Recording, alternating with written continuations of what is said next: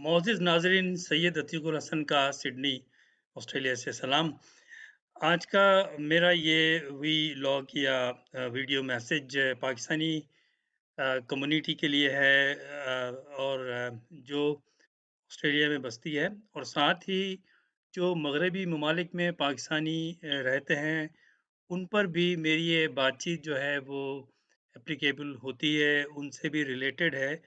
क्योंकि एक बहुत बड़ा मसला पाकिस्तानी कम्युनिटी के लिए, पाकिस्तानियों के लिए जो बैरून मुल्क रहते हैं, बिलख़ुसूस जो मगरबी सोसाइटी में रहते हैं, यानी कि ऑस्ट्रेलिया में, यूरोप में, कनाडा में, अमेरिका में, और भी बहुत सारे ममालिक हैं, वहाँ पर पाकिस्तानी फैमिलीज़ के लिए, ख़ानदानों के लिए एक मसला है अहम, उनके बच्चों की शादियों का।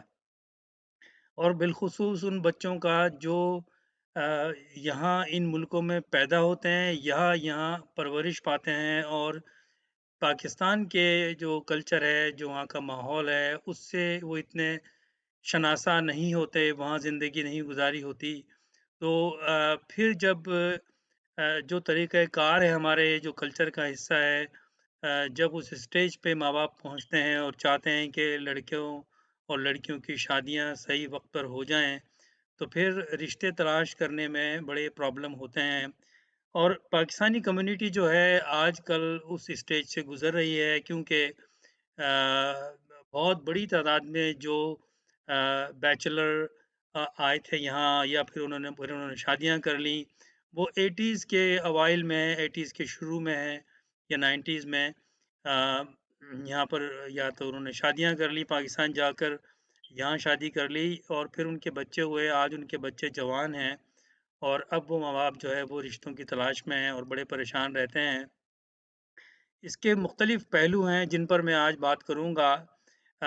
ये मेरा जो मैसेज है, इसमें जो मैं एग्ज़ाम्पल्स यूज़ करूँगा, मैं किसी पर ज़ाती तौर पे कोई क्रिटिसाइज़ नहीं कर रहा, ना किसी पर मैं कोई उँगली उठा रहा हूँ, क्योंकि मुझे ये कोई हक़ नहीं पहुँचता। लेकिन कम्युनिटी का एक ज़िम्मेदार शख़्स होने के हवाले से, एक लाइफ़ कोच होने के हवाले से, मेंटर होने के हवाले से, काउंसलर होने के हवाले से मैं ये बात करूँगा, और उसमें मैं अपना तजुर्बा भी शामिल करके आपको कुछ बातें आपसे शेयर करूँगा, कुछ बताऊँगा, और हो सकता है इस वीडियो के ज़रिए मैं कुछ आपको ऐसी बातें बताऊँ जो शायद पहले आपने नहीं सोची हों, और मेरा ख़्याल है कि अगर उनको आप उस पर अमल करेंगे तो ज़रूर उसका बेनिफिट होगा, नुकसान इसका कुछ भी नहीं है। और मैं ये चाहता हूँ कि इस मेरे मैसेज को आप बाकी लोगों तक भी पहुँचाएँ।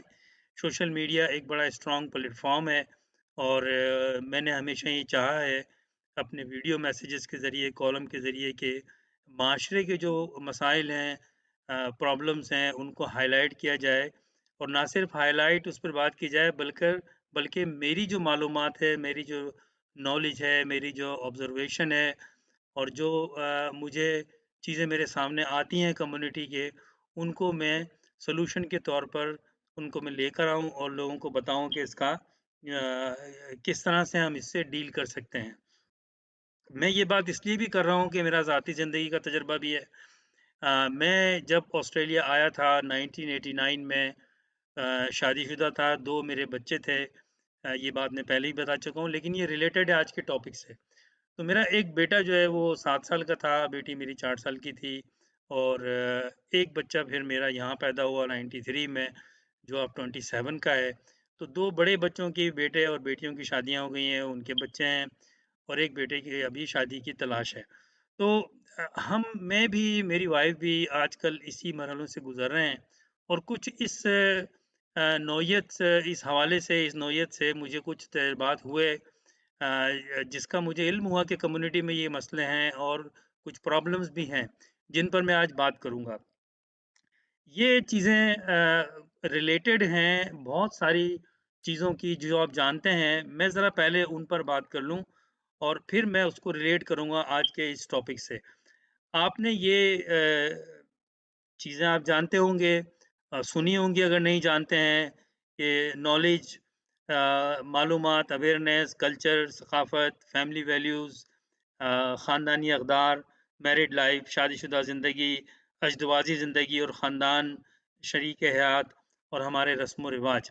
ये चीज़ें हमने सुनी हैं, हम जानते हैं, लेकिन इस पर हम कितना अमल करते हैं? क्या ये चीज़ें ना होने की वजह से या हम इसको इग्नोर कर देते हैं या अपने बच्चों में हम दे नहीं पाते सही तरह से जिस तरह देनी चाहिए, तो उसका ये रद्द-ए-अमल के तौर पर ये मसले फिर शादी तक पहुँचते हैं और उसमें एक किरदार अदा करते हैं जिससे कि माँ-बाप को मुश्किलात होती हैं। एक चीज़ जो मैंने सीखी अपने ज़माने तालिब-इल्मी से, अपने घर से, अपने वालिद से और मेरे माँ-बाप टीचर थे, उनसे मैंने एक लफ्ज़ सुना, बल्कि 2 लफ्ज़ एक मुश्तरका तौर पे सुने, वो थे तालीम और तरबियत। अब क्योंकि इस माहौल में हम रहते हैं यहाँ मगरबी सोसाइटी में, तो हम और हमारे बच्चे 2 मुख्तलिफ़ फैमिली वैल्यूज़ से या सक़ाफ़त से डील करते हैं। लेकिन इसमें सबसे बड़ा किरदार जो है वो बच्चों की तालीम और तरबियत का है। अब जहाँ तक बात है तालीम की, एक तो फ़ॉर्मल एजुकेशन है जो बच्चे स्कूलों से, कॉलेजों से, यूनिवर्सिटी से लेते हैं और यहाँ कोई ऐसा मसला नहीं है, बहुत अच्छी एजुकेशन है और जो भी पढ़ना चाहे यहाँ आराम से पढ़ सकता है, पास भी हो सकता है और अपनी ज़िंदगी में अपने प्रोफ़ेशन को इख्तियार कर सकता है। और इस एरिये में हमारे जो पाकिस्तानी फैमिलीज़ हैं, जो जिनके बच्चे हैं, वो इस मामले में बड़े अच्छे हैं, बहुत कामयाब हैं। आजकल के बच्चे जो जवान हो रहे हैं, उसमें से 90 से ज़्यादा परसेंट बच्चे जो हैं, वो ग्रेजुएट हैं, पढ़ रहे हैं, मुख्तलिफ़ शोबों में जा रहे हैं और इसमें कोई ऐसा प्रॉब्लम मुझे कम से कम नज़र नहीं आता। माशाल्लाह हमारे जो पाकिस्तानी ख़ानदान हैं, फैमिलीज़ हैं, उनके बच्चे डॉक्टर्स हैं आज, वो वकील हैं, अकाउंटेंट हैं, फिज़ियोथेरेपिस्ट हैं, पब्लिक हेल्थ में हैं। तो ज़िंदगी के हर शोबे में साइंटिस्ट हैं, वो नज़र आते हैं और अपनी जो प्रोफ़ेशनल लाइफ़ है उसमें कामयाब हैं और यहाँ का जो ऑस्ट्रेलिया का जो माहौल है, यहाँ का जो तालीमी निज़ाम है, उससे वो भरपूर अंदाज़ में फ़ायदा उठा रहे हैं और इसका ख़राज तहसीन भी माँ-बाप को जाता है कि वो सैक्रिफ़ाइस करके, दिन-रात मेहनत करके तालीम बच्चों को दिलवाते हैं, खुद मेहनत करते हैं, जो भी काम मिलता है, वो उन्होंने किया है और अपने बच्चों को तालीम दिलवाई है। तो तालीम के एरिये में तो कोई ऐसा मसला मुझे माशरती मसला कोई मुझे नज़र नहीं आता। लेकिन तालीम के साथ जो लफ्ज़ जुड़ा है और एक इंसान मुकम्मल नहीं होता अगर तालीम के साथ उसकी तरबियत भी ना हो। अब यहाँ पर तरबियत को हम 2 हिस्सों में डिवाइड कर सकते हैं। एक तो वो तरबियत है जो बच्चे यहाँ के माहौल से हासिल करते हैं, स्कूल, कॉलेजेस से, टीचर से, उस्ताद से, अपने सीनियर स्टाफ से जहाँ काम करते हैं, अपने दोस्तों से। वहाँ मुख्तलिफ़ चीज़ों से वो उनके सामने आती हैं और फिर वो देखते हैं, वो सीखते हैं और वो फिर उसी तरह से अपना रद्द-ए-अमल ज़ाहिर करते हैं, अपनी ज़िंदगी गुज़ारते हैं। तो एक तरबियत तो वो है जो मग़रबी माशरे से उनको मिल रही है और जो इनफॉर्मल एजुकेशन भी है उनके लिए नॉलेज भी है। ये वक़्त के साथ-साथ इंसान में आती है, इसका कोई तरबियत का कोई कोर्स नहीं होता बल्कि ये एक प्रैक्टिकल एक्टिविटीज़ हैं, टास्क हैं, चीज़ें हैं, जो इंसान जब ज़िंदगी गुज़ारता है, बच्चे हमारे नौजवान नस्ल जब बाहर जाती है, दोस्त बनाती है, अपने कोलीग्स बनाती है और फिर वो देखती है कि यहाँ किस-किस तरह की चीज़ें होती हैं और उसमें क्या किया जाता है, तो वो उसमें एडजस्ट होते हैं और वहाँ भी जो हमारी नौजवान नस्ल है वो बहुत स्मार्ट है और बहुत अच्छी तरह से वो डील करती है और अगर मज़हब के हवाले से देखें तो उसमें बच्चे बड़े केयरफुल हैं ज़्यादातर क्योंकि मज़हब की तालीम भी यहाँ हमारे माँ-बाप जो हैं जो है वो बच्चों को देते हैं और अब उसमें कुछ कम और ज़्यादा होती है लेकिन तालीम दी जाती है और उसका एक हम चीज़ें नज़र आ रही हैं कि हमारे जो नौजवान नस्ल है वो बाकायदा तौर पे इस्लामी जो तालीमात हैं और जो चीज़ें इस्लाम में लाज़िम हैं, वो उसको फ़ॉलो करते हैं, कम या ज़्यादा ये अलग बात है और इसमें भी इतना बड़ा मसला नहीं है, यहाँ पर इस्लामिक स्कूल भी हैं, यहाँ पर प्राइवेटली लोग तालीम सीखते हैं। तो लेकिन प्रैक्टिकली जो क्योंकि इस्लाम एक ख़ुद मुकम्मल ज़ाब्ता-ए-हयात है, उसमें बहुत सारे ऐसे एरियाज़ हैं जहाँ पर के वो तालीम नहीं मिलती जो उनको देने की ज़रूरत है। उसमें हमारे जो उलमा हैं, हमारे जो मसाजिद के इमाम हैं, इस्लामिक स्कूल के टीचर्स हैं, वो इसमें अहम रोल अदा कर सकते हैं। मेरा टॉपिक जो है वो तरबियत है जो बच्चे घर से सीखते हैं और जिसका ताल्लुक जो है वो आगे चल के फिर जो अ अ शादी के मामलात में बच्चों को ज़िंदगी गुज़ारने के मामले में यानी कि culture, family values, family life, ancestor life, अज़वाजी ज़िंदगी और लाइफ़ पार्टनर और इस तरह की चीज़ें जो हैं, वो उनसे उन उन पर असर होता है उनकी तरबियत का। तो कुछ चीज़ें मैं आपको बताना चाहता हूँ। देखें, एक उम्र होती है, उस उम्र के बाद आप बच्चों को में तरबियत नहीं दे सकते क्योंकि उनमें ऑलरेडी जो चीज़ उनको सीखना होती है, वो आपसे वो सीख लेते हैं। अब आप किस तरह सिखाते हैं, ये आपकी समझ की बात है, या आपकी टाइम देने की बात है बच्चों को और उन पे टाइम लगाने की बात है।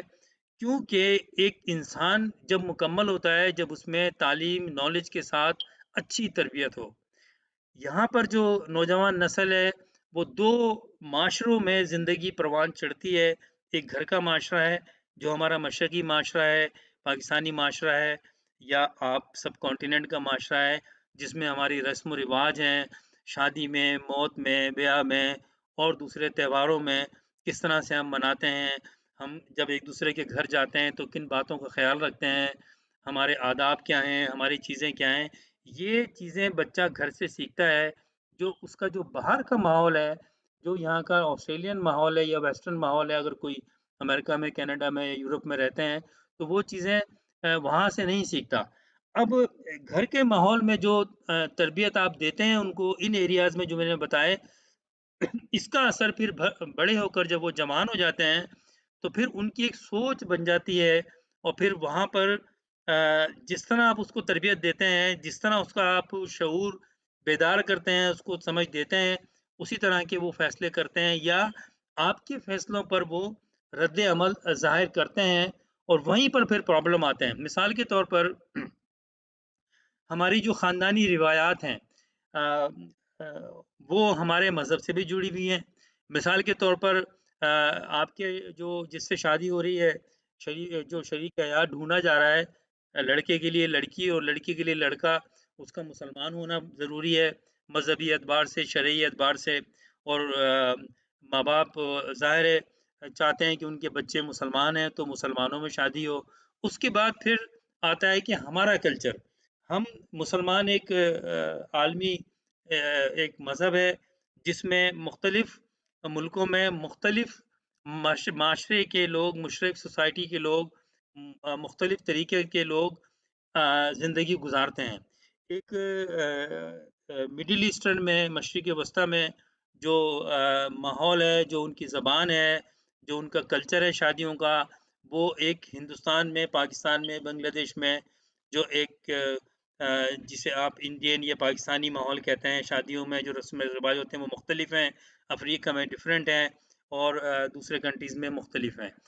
माँ-बाप की ये ख़्वाहिश होती है कि हमारे बच्चों की शादियाँ, उनके जो तौर-तरीके हैं और शादी के बाद जो माहौल है, वो पाकिस्तानी हो, पाकिस्तानी माँ-बाप ये चाहते हैं और जिस तरह से हमने अपनी ज़िंदगी गुज़ारी है, हमारे बच्चे भी अपने घर में अपनी शरीक-ए-हयात के साथ, अपने बच्चों के साथ उस तरह ज़िंदगी गुज़ारें। तो इसमें अगर बच्चे 2 इसमें मैं बात आपसे डिस्कस करूँगा। एक तो उन बच्चों के लिए जो अब जवान हो चुके हैं और उनको अब आप कुछ चीज़ शुरू से सिखा नहीं सकते, जो तरबियत आपने दे दी, उसका रद्द-ए-अमल वो करते हैं, लेकिन फिर भी उनके साथ आप कम्युनिकेशन अगर नहीं है तो बहाल करें और क्लोज़ उनके साथ कम्युनिकेशन रखें। जैसा मैंने पहले भी वीडियोज़ में कहा है कि सबसे बेहतरीन चीज़ है कम्युनिकेशन का कि आप अपने घर में अपनी ज़बान को नाफ़िज़ करें। अपने बच्चों से अपनी ज़बान में बात करें, उसकी वजह क्या है? वो यहाँ पर भी उसका असर होता है कि जितने क्लोज़ आप अपने बच्चों से अपनी ज़बान में होंगे, वो दूसरी ज़बान में नहीं हो सकते। जितना आप ओपनली जितने अपने लफ्ज़ों में अपने एहसास की तर्जुमानी अपनी ज़बान में कर सकते हैं, वो आप इंग्लिश में नहीं कर सकते। इंग्लिश में आप हर चीज़ बयान कर सकते हैं, लेकिन जो एहसास है, जो खूबसूरती है, जो आप डिलीवर करना चाहते हैं, वो आप जिस तरह से अपनी ज़बान में कर सकते हैं, आपकी जो मादरी ज़बान है, वो चाहे पाकिस्तान की इलाकाई मादरी आपकी ज़बान हो या हमारी कौमी ज़बान उर्दू हो। आप उसमें अगर आपने बच्चों को पाला है, वो आपसे अपनी मादरी ज़बान में आपसे बात करते हैं, तो फिर आज आपके लिए बड़ी अपॉर्च्युनिटी है, आप लकी हैं कि आप उनको वो बातें बता सकते हैं कि जो आप बताना चाहते हैं उस एहसास के साथ। फिर आपके और जो रिलेटिव्स हैं, आपके भाई, आपकी बहन, आपके रिश्तेदार, आपके इन-लॉज़, वो भी अपनी ज़बान में उनसे बात कर सकते हैं टेलीफ़ोन पर या अगर आप पाकिस्तान विज़िट करें, क्योंकि उनकी जो ख़ास तरीका होगा आपकी ज़बान में बात करने का, वो उनको कम्युनिकेट फुली तौर पे आप कर देंगे। तो एक तो ये कि ज़बान अगर आप के बच्चे जवान हैं और आप अपनी ज़बान में बात करते हैं, तो बेहतर ये है कि अपनी ज़बान में उनसे बात करें। और उनको ये बताएँ कि अगर आपने नहीं बताया है, तो उनको अपनी ज़िंदगी के बारे में और बताएँ और ये बताएँ कि एक ख़ानदान में, एक आपके अपने माशरे में, अपने फैमिलीज़ में, अपनी कास्ट में शादी करने के क्या बेनिफिट हैं फ्यूचर लाइफ़ में। और बच्चे समझते हैं कि हमने शादी करनी है और उसके लिए अगर लड़का है तो सोचते हैं कि लड़की चाहिए और वो बहुत सारे एस्पेक्ट देखते हैं जिसमें प्रोफ़ेशनल एस्पेक्ट देखते हैं, तालीम देखते हैं। लेकिन जो रस्म-व-रिवाज हैं, सक़ाफ़त है, उनकी क्या वैल्यू है, अगर आपने उनको नहीं बताई हैं, तो वो उसको इतना वैल्यू देते भी नहीं हैं और वो उनको एहसास जब होता है कि कोई चीज़ मिसिंग है हमारी लाइफ़ में, जब उनकी शादी हो जाती है और उनके बच्चे होते हैं। मिसाल के तौर पर अगर एक पाकिस्तानी है लड़का और वो शादी कर लेता है किसी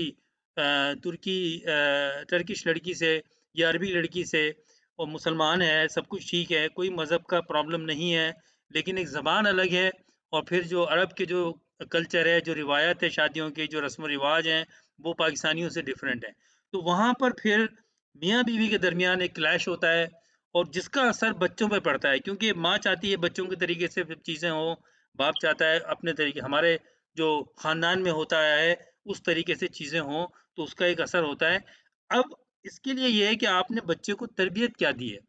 बच्चे कितना इस बात को वेट देते हैं जो आपने उनको सिखाया है कि कितना ज़रूरी है आपके लिए कि आपकी जो शरीक हयात हो, वो मुसलमान तो हो, लेकिन वो आपके अपने कल्चर से हो, आपके अपनी ज़बान वालों से हो, आपके अपने ख़ानदान से हो, ये एक बहुत ज़रूरी है पहले। तो अगर आपके बच्चे छोटे हैं, बच्चे हैं, अभी शादी के लायक नहीं है, तो कोशिश करें, उनको बिठा के आप अपनी ज़बान में आपके जो तरीक़ेकार है, रस्म-व-रिवाज हैं, ख़ानदानी रस्में हैं, उनके बारे में बताएँ, पाकिस्तान लेके जाएँ, अपनी ज़बान में बात करें। जब वो जवान होंगे तो आपको फिर वो मेहनत नहीं करनी पड़ेगी, उनको इतना समझाना नहीं पड़ेगा। वो खुद डिफरेंशिएट करेंगे कि एक वेस्टर्न सोसाइटी की लड़की, एक ऑस्ट्रेलिया में परवान चढ़ने वाली दूसरे ज़बान की लड़की या दूसरे कल्चर की लड़की में और एक पाकिस्तानी लड़की में क्या फ़र्क है। एक तो ये चीज़ है। दूसरी चीज़ ये है कि अ अ, अक्सर ये बात सुनने में आ रही है कि बहुत सारे मामलात जो हैं माँ-बाप चाहते हैं कि उसकी सिक्योरिटी उनको शादी से पहले मिले। ये भूल जाते हैं कि शादी में जो बड़े-बूढ़े कहते आए हैं और बात वो सही है कि रिश्ते जो हैं वो आसानों पर बनते बनते हैं। रिश्तों के लिए जो आपकी किस्मत में लिखा होता है आपका लाइफ पार्टनर, आपका शरीक-ए-हयात वो आपको मिलना है। इसका मतलब हरगिज़ ये नहीं कि आप तलाश ना करें, वो कंपैटिबिलिटी जो ख़ानदानी लिहाज़ से हो।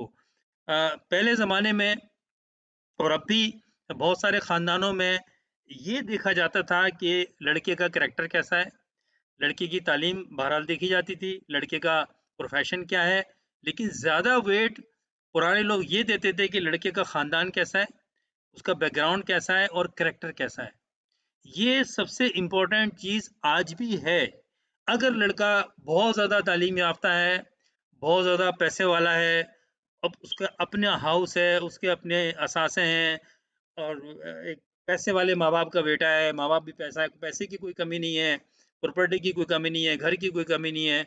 लेकिन अगर उसकी तरबियत सही नहीं है, उसका करैक्टर सही नहीं है, तो वो शादी के बाद मसले होंगे और वो शादी कामयाब नहीं रह सकती और फिर नौबत अनफॉर्च्यूनेटली तलाक तक पहुँचती है। तो कैरेक्टर का अच्छा होना और ख़ानदान का अच्छा होना ये सबसे एक सुप्रीम चीज़ होती है। बाकी चीज़ें मेरी नज़र में, मेरे तजुर्बात में एक सेकेंडरी चीज़ें हैं क्योंकि वो अल्लाह के हाथ में है कि आपको वो कितना नवाज़ता है। एक लड़का है, मिसाल के तौर पर आजकल ये बहुत ज़्यादा देखा जा रहा है कि माँ-बाप ये चाहते हैं कि भई लड़का हो, उसका अपना घर हो और वो अलग रहता हो माँ-बाप से।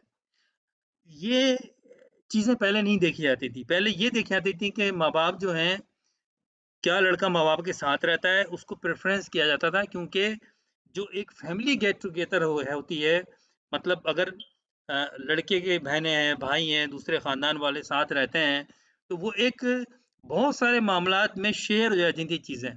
कोई मुश्किलात आई, फ़ाइनेंशियल मुश्किलात आई, कोई सेहत के मुतालिक किसी को कोई प्रॉब्लम हुआ, तो घर में बहुत सारे अफ़राद हैं, बच्चे को कोई मसला हुआ, देखने वाले बहुत सारे अफ़राद हैं, उसका एक बेनिफिट होता था, जो अब ख़त्म हो गया है पाकिस्तान में भी और यहाँ पर भी वो लोग जो है अब खुद कहते हैं कि जी लड़का अलग होना चाहिए और वो ये चाहते हैं कि ये शायद इसकी वजह ये है जो मैं समझा हूँ कि लड़की को कोई प्रॉब्लम नहीं हो, माँ-बाप से कोई हार्ड टाइम ना मिले, तो मैं समझता हूँ कि ये गलत सोच है।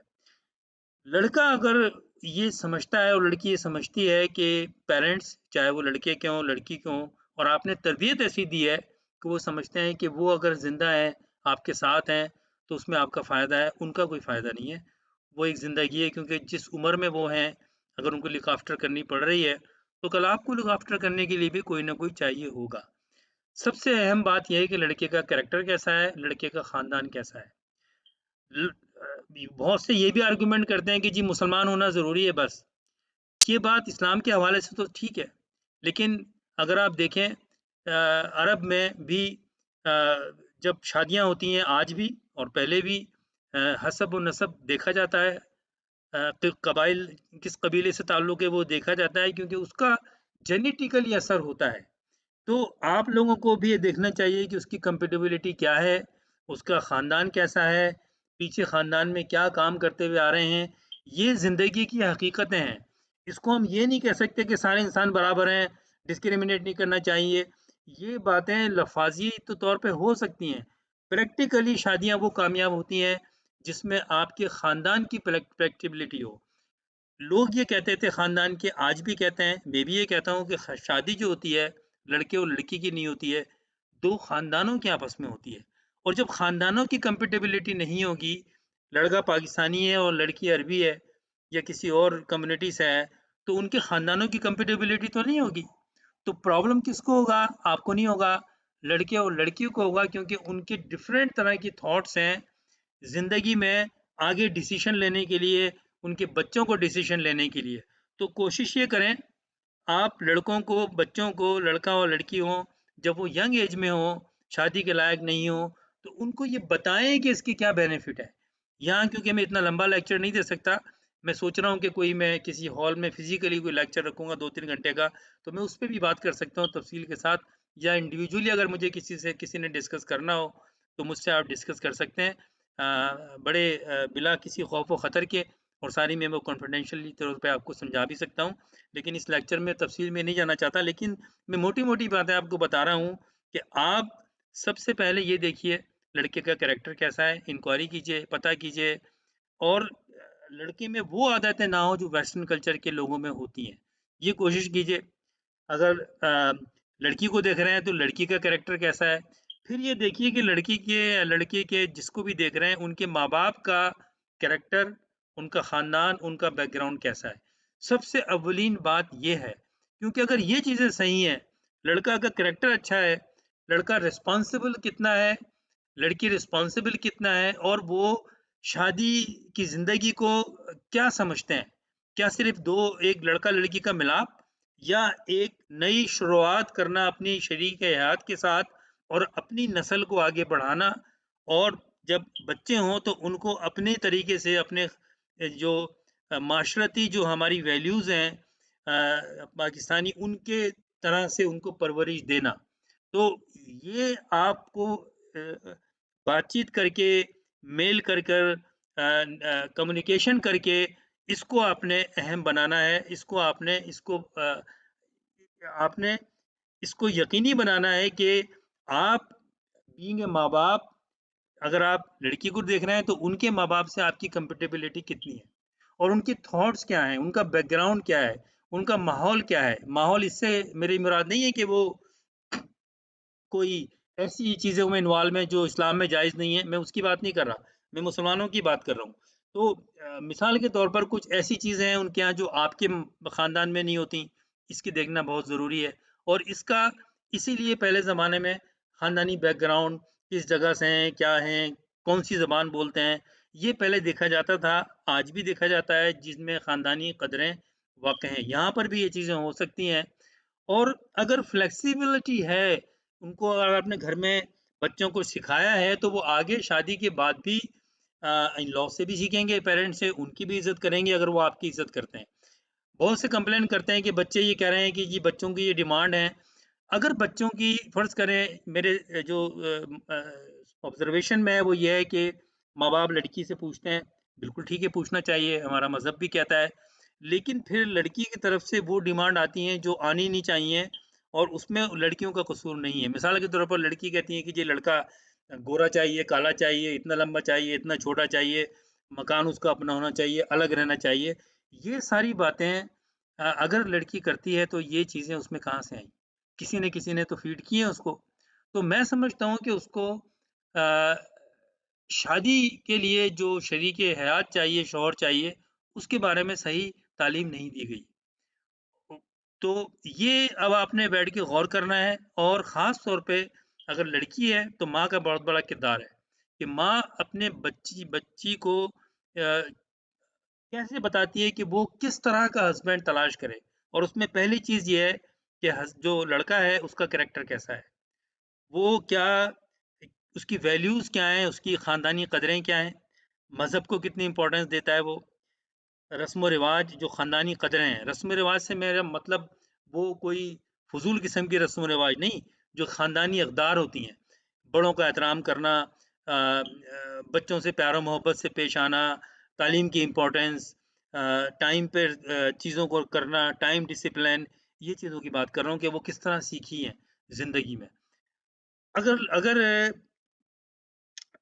लड़का है तो उसको ये तरबियत आपने क्या दी है कि लड़की में वो ये देखे कि लड़की क्या वो लड़की घर में आके एज ए बीवी तो किरदार एक अच्छा बीवी साबित होगी, लेकिन क्या वो एक अच्छी बहू और एक अच्छी जो रिश्ते होंगे दूसरे आपके बहन भाइयों के साथ, वो उसको निभाने की उसमें कितना शऊर है, कितना शऊर उसको दिया गया है, कैसे माँ बाप ने उसकी परवरिश की है, अभी आपको कैसे पता चलेगा। इसमें जल्दबाजी नहीं करनी चाहिए, आपको मीटिंग्स करनी चाहिए, आपको बात करनी चाहिए, आपको देखना चाहिए कि हाँ, ये लड़की ऐसी है जो हमारे घर से बड़ी मैच करती है कंपैटिबिलिटी और घर में आने के बाद ये बिल्कुल हमारे घर में मिक्स हो जाएगी और घर में हमारे साथ चलेगी। रहा मसला ये कि अलग रहना है, देखें मैं अपनी मिसाल देता हूँ आपको। मेरी जब शादी हुई तो मेरी 23-24 साल की एज थी। मैं पाकिस्तान में बड़ी अच्छी जॉब कर रहा था और एक बड़े इदारे के साथ और तालीम याफ़्ता था, सब कुछ था और शादी हो गई। शादी हमारी जो बैकग्राउंड था उनका वो हमारा ही था जो था जिनसे मेरी शादी हुई सुरैया से।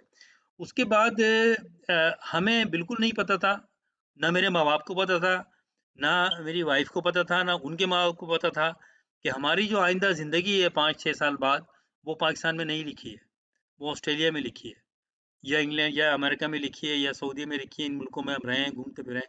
तो ये तो बिल्कुल भी पता नहीं था। लेकिन जब बाहर जाने का प्रोग्राम हुआ और मुझे याद है कि जब मेरे इंटरव्यू हुआ ऑस्ट्रेलियन एम्बेसी में मेरा और वाइफ भी को भी बुलाया था और दोनों छोटे बच्चे भी थे। तो वो जो सेक्शन ऑफिसर था ऑस्ट्रेलिया उसने मेरी वाइफ से सवाल किया कि आपके हस्बैंड को फैमिली माइग्रेशन मिल गई है, तो आप इनके साथ जाएँगी, आपको कोई प्रॉब्लम तो नहीं है? तो वाइफ ने मेरी कहा कि नहीं, मुझे कोई प्रॉब्लम नहीं है। तो उन्होंने कहा कि आपके जो पेरेंट्स हैं, वो तो इस बात पे एग्री होंगे क्योंकि हमें पता है कि आपके कल्चर में ये मसले होते हैं। तो मेरी जो वाइफ़ है सुरैया उसका जवाब ये था कि हमारे यहाँ शादी के बाद हस्बैंड के साथ रहना पड़ता है और उसका डिसीज़न होता है और अगर मेरे हस्बैंड का ये डिसीज़न है, जो मैं समझती हूँ कि अच्छा है, एक प्रोफ़ेशनल करियर के लिए, तो वो मुझे तो अपने हस्बैंड के साथ रहना है, तो अगर वो कहीं भी जाएँगे, तो मैं उनके साथ जाऊँगी। ये मेरा डिसीज़न नहीं होगा, ये मेरे हस्बैंड का डिसीज़न होगा। आप यकीन करें मेरी बात का, मैंने ये कोई सूर्य पे इससे इस पे डिस्कस नहीं किया, ना हमें ये पता था कि ये हम जब इंटरव्यू में जाएँगे, तो सवाल कैसे होंगे। ये वो तरबियत है जो घर से सीखी कि भई शादी के बाद पेरेंट्स जो शौहर है, आपने उसके साथ रहना है, ज़िंदगी गुज़ारनी है। ये तरबियत कहाँ से आई? यकीनन ये माँ-बाप को देखा कि वो कैसे ज़िंदगी गुज़ार रहे हैं। आपको बैठ के अपने बच्चों के साथ लेक्चर भी देने की ज़रूरत नहीं है। जो आप कर रहे हैं, बच्चे वो फ़ॉलो करेंगे। तो लिहाज़ा आप अपनी ज़िंदगी में सैक्रिफ़ाइस करें। बहुत सारी ऐसी ख्वाहिशात होती हैं माँ-बाप बीइंग ए पेरेंट्स कि आप एज़ ए वाइफ़ और शौहर बहुत कुछ करना चाहते हैं, जो आपके लिए मौज़ू नहीं है क्योंकि आपके बच्चे भी हैं। अगर आप करेंगे तो आपके बच्चे भी फ़ॉलो करेंगे और वो बड़े होके भी उसको फ़ॉलो करेंगे। मिसाल के तौर पर आजकल मैं देख रहा हूँ, जो मैं 10 साल पहले तक भी नहीं था जब मैंने ऑस्ट्रेलिया में देखा कि यहाँ पर हमने भी ऐसी ज़िंदगी गुज़ारी है और हमारा माशरा भी है कि शादीशुदा जो मर्द या जो औरतें होती हैं, उनका जो मूवमेंट होती है ख़ानदानों में, पार्टियोज़ में, वो अपनी फ़ैमिलीज़ के साथ होती है। मुझे याद है मैं छोटा थे हम जब यहाँ आए थे हम तुम्हारे बच्चे बहुत छोटे थे और यहाँ पर उनको छोड़ के नहीं आ सकते थे हम घर पे। जा तो सकते थे हम कहीं डे केयर में भी छोड़ देते लेकिन हमें किसी ने नहीं कहा लेकिन हमें ये फ़ील हुआ कि नहीं बच्चों को अगर कोई सबसे अच्छी तरह देख सकती है तो वो माँ है। तो हमने हर उस फ़ंक्शन में जाना कैंसल कर दिया जहाँ पर अकेले बुलाया गया था लोगों को और मेरी वाइफ़ ने भी मैंने भी शादी के बाद हमने इस तरह के फंक्शन अटेंड नहीं किए जहाँ पर बच्चे अलाउड नहीं थे। हमने सैक्रिफाइस किया कि हम जाएँगे तो बच्चों के साथ और बच्चे हमसे अटैच हुए। हमने बच्चों को कोई और एक्स्ट्रा चीज़ें नहीं की। जहाँ भी हम जाते थे उस जगह पर उस फैमिलीज़ में जाते थे जहाँ पर बच्चे अलाउ थे और बच्चों को साथ रखते थे। ये बहुत ज़रूरी है बच्चों को क्लोज़ करने के लिए और बच्चे देखें, फिर हम उसी फंक्शनों में जाते थे। फिर हमने खुद भी फंक्शन शुरू कर दिए और जो लोग जानते हैं हमें, आप देखिए कि हमने जितने फंक्शन किए हैं, वो फैमिली बेस्ड फंक्शन किए हैं। सारी फैमिली उसमें अलाउ की है क्योंकि आपके लिए ये बहुत ज़रूरी है कि आप अपने बच्चों को अपने साथ रखें। ऐसे फंक्शन अटेंड करें जिसमें आपके बच्चे आपके साथ जाएँ। हस्बैंड वाइफ को बच्चों को साथ लेके जाना चाहिए अगर बच्चे हैं। अगर बच्चे नहीं हैं तो हस्बैंड और वाइफ को ऐसे फंक्शनों में जाना चाहिए जिसमें कि दोनों को बुलाया गया हो। हाँ, बहुत सारे ऐसे मामलात होते हैं, ऐसे फंक्शन होते हैं जहाँ पर कोई अगर कोई ऐसी कम्युनिटी की कोई गैदरिंग है जहाँ पर सिर्फ़ मर्द अलाउ हैं, टॉपिक भी ऐसा है, कोई ऐसा इज्तिमा है, मैं उसकी बात नहीं कर रहा। उसमें तो ज़ाहिर है कि कोई भी ख़वातीन अलाउड नहीं है तो वहाँ तो ज़ाहिर है आदमी जाएँगे। मैं बात कर रहा हूँ कि ऐसे फंक्शन ऑर्गेनाइज़ करने चाहिए फैमिलीज़ के जहाँ पर हस्बैंड वाइफ और अगर बच्चे हैं तो वो साथ जाएँ। इग्नोर करना चाहिए इसको एनकरेज नहीं करना चाहिए ऐसे फंक्शनों को कि जी बैचलर पार्टी हो रही है, शादीशुदा लोग हैं, पार्टी बैचलर हो रही है। अब आपको क्या ज़रूरत है बैचलर पार्टी करने की बाय द वे? मेरी समझ से ये बाहर है। मैंने शादी के बाद कोई बैचलर किसी पार्टी का मैंने तो ये नाम भी नहीं सुना था और ना मैंने ऑस्ट्रेलिया में कभी कोई ऐसी पार्टी अटेंड की। जब भी मैं गया अपनी वाइफ़ को क्या मतलब मुझे इसकी कोई नीड नज़र नहीं आती कि आपकी अभी भी ये ख्वाहिश है कि आप बैचलर हों, लेकिन ये गलत है क्योंकि हकीकत ये है कि आप शादीशुदा हैं। इसी तरह से अब एक नया सिलसिला शुरू हो गया है कि ख़वातीन भी अब जाके रेस्टोरेंट में पार्टियाँ कर रही हैं। क्या ज़रूरत है आपको? आपका शौहर है, अपने शौहर के साथ जाएँ और अगर कहीं पर ही इनवाइट नहीं है तो आप ना जाएँ। उसकी वजह क्या है? ये एक सैक्रिफाइस होगी आपकी। आपका दिल चाहेगा लेकिन आप ना जाएँ। क्योंकि अगर आपने रेस्टोरेंट्स में जाके खाली ख़वातीन ने जाना शुरू कर दिया, तो ख़वातीन तो अपनी पार्टियाँ कर रही हैं, आदमी अपने काम पर हैं या पार्टियाँ कर रहे हैं। तो ये सोचिए कि जो आपके बच्चे हैं, वो क्या फ़ॉलो कर रहे हैं आपसे। क्योंकि आदमी एक दिन में खराब नहीं होता, एक स्टेप वाइज़ प्रोसेस होता है। आप एक अमल को सोचेंगे यार इसमें कौन-सी बुराई है, हम सारी ख़वातीन शादीशुदा हैं, सब एक-दूसरे को जानते हैं, हम जाके खाना खा के वापस आ जाएँगे। ये एक स्टेप है, ये पहला स्टेप है और अगर पहला स्टेप आप किसी भी ज़िंदगी में पहला कदम अगर गलत रखा आपने, किसी मंज़िल की तरफ, तो दूसरा कदम भी उसी तरफ जाएगा जो मंज़िल नहीं है आपकी। अगर मुझे एक रास्ते पे जाना है और उसका रास्ता मैं गलत अख्तियार कर रहा हूँ, तो पहला कदम ही मेरा गलत होगा, तो बाकी कदम भी गलत होंगे। तो फिर आहिस्ता-आहिस्ता हर चीज़ को आदमी एक्सेप्ट कर लेता है और एक जगह आकर ऐसा भटक जाता है कि फिर उनको अपने बच्चों को देने के लिए या उनको समझाने के लिए कुछ नहीं होता। फिर वो बच्चे आपसे आगे ही काम करते हैं। अगर आप खाली औरतों की पार्टी में जा रही हैं, तो कल आपके बच्चे खाली अपनी औरतों की पार्टी में नहीं जाएँगे, वो मिक्स होके जाएँगे। तो क्योंकि आप उनको मना नहीं कर सकते। लिहाज़ा एज़ अ पेरेंट आपको एक एग्ज़ाम्पल क्रिएट करनी है कि वो आपके बच्चे उसको फ़ॉलो करें। ये कहलाती हैं ख़ानदानी अक़दार। हो सकता है कि कोई नागानी तौर पे या आपको इतनी अवेयरनेस नहीं है या आपको इतनी दूरअंदेश आपकी समझ नहीं है कि इसका इम्पैक्ट क्या हो सकता है। लेकिन सोचिए बैठ के, मैं कोई ऐसी अनहोनी बात नहीं कर रहा हूँ कि जिसको पहले किसी को पता नहीं था और मैं कोई नई बात लेकर आया हूँ। ये एक आम बात है, मैंने इस माशरे से सीखी है। तो इसके बेनिफिट आपको होंगे। आज जो भी हमने किया, जिस तरह लाइफ़ गुज़ारी, बच्चों को सामने रख के फैसले किए, आज उसका बेनिफिट हमें मिल रहा है। आज उसका बेनिफिट हमारे बच्चों को मिल रहा है और हम प्राउड फ़ील करते हैं कि हमारे बच्चे हमारी रिस्पेक्ट, हमने कभी नहीं कहा बच्चों को कि हमारी रिस्पेक्ट करो। बच्चे खुद रिस्पेक्ट करते हैं। हमने कभी नहीं कहा बच्चों को कि आप कहाँ जा रहे हैं? हमारे बच्चे हैं वो पार्टीज़ में जाते हैं। लड़कों की पार्टियाँ होती हैं, बेटा है मेरा जाता है, लेकिन वो किसी ऐसी पार्टी में नहीं जाता जहाँ पर के वेस्टर्न स्टाइल की पार्टियाँ हों, लड़के-लड़कियाँ आ रहे हों, गर्लफ्रेंड, बॉयफ्रेंड। हमने उनको कभी नहीं कहा कि आप ना करें। लेकिन वो ऑटोमैटिकली हमारे रवैये से, हमारे पालने-पोसने से, हमें उनको जिस तरह से उनको परवरिश किया है, वो समझते हैं कि ये पाकिस्तानी माशरे में ये अलाउ नहीं है और इसका बेनिफिट है। तो कोशिश ये करें और कि जब आप रिश्तों की बात करें, तो आप ज़रूर ये देखें कि लड़का काम करता है या नहीं करता है। ऑस्ट्रेलिया में तो फ़िक्र करने की ज़रूरत नहीं है, यहाँ पर तो बेनिफिट भी मिलते हैं। लेकिन ज़रूरी ये है कि लड़के का कैरेक्टर कैसा है, लड़का ज़िम्मेदार कैसा है, अपने पेरेंट्स की कितनी रिस्पेक्ट करता है, क्योंकि अगर वो आपके अपने पेरेंट्स की रिस्पेक्ट करेगा, तो वो लड़की के पेरेंट्स की भी रिस्पेक्ट करेगा। ये ना करें कि जी लड़का अलग रहता है, नहीं रहता है, क्योंकि ये एक बहुत ही बेवकूफ़ाना बात है, क्योंकि हो सकता है लड़का शादी करना चाहता हो और उस शादी करने के लिए वो हर बात झूठ बोल दे। वो कहते हैं, हाँ जी, जो आप कहते हैं मैं करूँगा, और शादी के बाद वो ना करे, इसकी क्या गारंटी है? या माँ-बाप भी आपसे कह दें कि हाँ, हाँ, बिल्कुल सही है। तो कुछ चीज़ें ऐसी हैं जो हमें, ये बहुत इम्पोर्टेंट बात है जो मैं करने जा रहा हूँ। कुछ चीज़ें ऐसी हैं जो हमें अल्लाह के ऊपर छोड़ना चाहिए, क्योंकि हर मामलात में हर चीज़ इंसान अपने हाथ में नहीं ले सकता। हमें फ़िक्र होती है, लेकिन एक बात याद रखें, हर चीज़ अल्लाह ताला ने आपकी अपनी नीयत के हवाले से बनाई है। अगर आपने अपने बच्चों पे टाइम लगाया है संजीदगी के साथ, उनके लिए अपनी ख्वाहिशात को मारा है, तो अल्लाह ताला आपके बच्चों को बिल्कुल हिफ्ज़ व अमान में रखेगा, उनको कोई भटकने नहीं देगा और उनके लिए एक अच्छा लाइफ़ पार्टनर बनाएगा।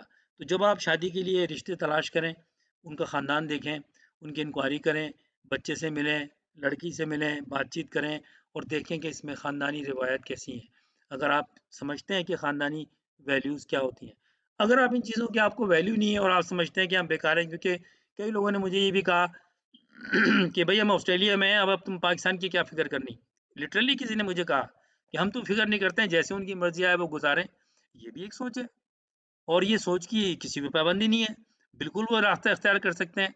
मैं तो उनकी बात कर रहा हूँ जो समझते हैं कि उनके बच्चे हमारी जो ख़ानदानी अक़दार हैं, ख़ानदानी रिवायत हैं, उन पे चलें और उनको लड़की भी वैसी ही मिले, जिसकी सोच भी वो हो जो आपकी सोच है। यानी कि ख़ानदानी अक़दार, ख़ानदानी रस्म-उ-रिवाज, ख़ानदानी और कैरेक्टर इसके। मज़हब भी आपको, अगर आप मज़हब पे चलते हैं तो ये बहुत सारी चीज़ें तो आपको मज़हब सिखाता है, ये चीज़ें जो मैंने बताई हैं। लेकिन ऑब्वियसली जो हमारी माशरे की जो रस्म-व-रिवाज हैं, वो तो इतनी डिटेल मज़हब में नहीं होती कि जी एक मश पाकिस्तानी जो माशरा है उसमें जो अ, तौर-तरीके होते हैं, किसी फ़ंक्शनों में ये होते हैं, वो बहुत सारे, आप ऐसा काम ना करें जिससे शिर्क हो, क्योंकि ये टॉपिक मेरा मज़हबी एतबार से नहीं है। मैं माशरत के हवाले से बात कर रहा हूँ और मज़हबी हवाले से आप भी अ, देखते होंगे चीज़ों को और बहुत आसान है, आजकल तो अवेलेबल हैं, आप डिस्कस कर सकते हैं। लेकिन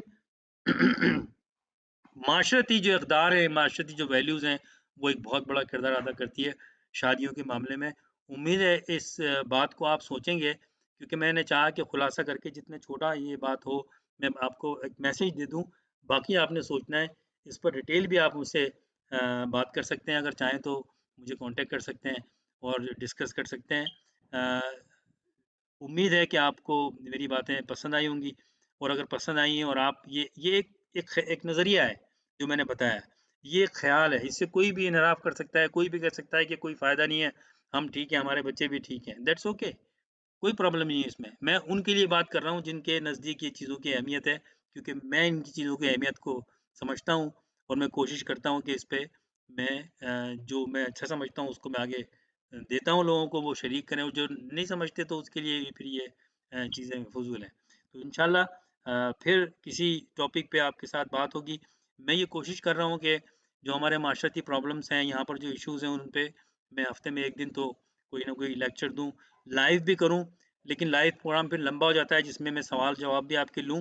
हो सकता है मेरा ये इस टॉपिक का भी मेरा लाइव करने का पहले मैंने सोचा था, लेकिन मैंने कहा कि फिर ये लंबा नहीं हो जाए और लोग देखते नहीं हैं, तो लिहाज़ा मैंने इसको रिकॉर्ड किया है और मैं इसको आज रिकॉर्ड किया है मैंने, आज जुमे का दिन है यहाँ पर और 26 फरवरी है। मैं इसको आज शाम तक अभी रिलीज़ कर दूँगा इसको। आप ज़्यादा से ज़्यादा लोगों को पहुँचाएँ और मेरी बात का अगर किसी को कोई समझ नहीं आई हो तो मैं माज़रत चाहता हूँ और मुझसे इस पे मज़ीद भी बात आप इंडिविजुअली भी कर सकते हैं। बहुत शुक्रिया। अल्लाह हाफ़िज़।